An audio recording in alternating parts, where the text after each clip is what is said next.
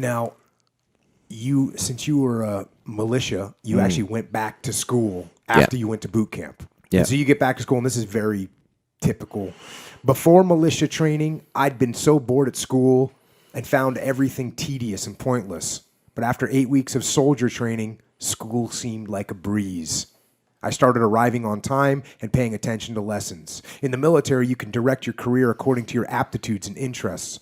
So I decided to do the same at school. Instead of taking classes I hated, I picked ones I knew I would enjoy. My grades improved because I was doing more of what I wanted to do.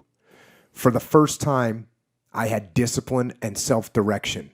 And instead of all that energy being repressed or coming out the wrong way, I had focus. I went from being a loner and keeping to myself to becoming more outgoing and popular at school. That discipline goes a long way. It really goes a long. And see, I went to college after I'd been in the SEAL teams for 8 years. 10 years. So when I went to college, I was like, oh, bring it.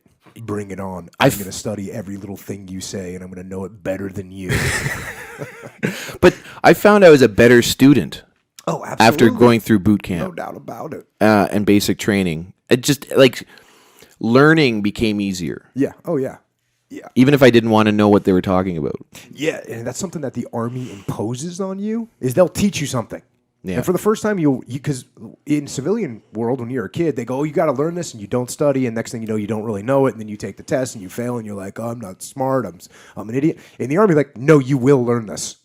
and then you learn it, and you say, oh, okay, that's how I learn. I actually have to apply myself and study, and now I'm going to get an A. Yeah. Which is awesome.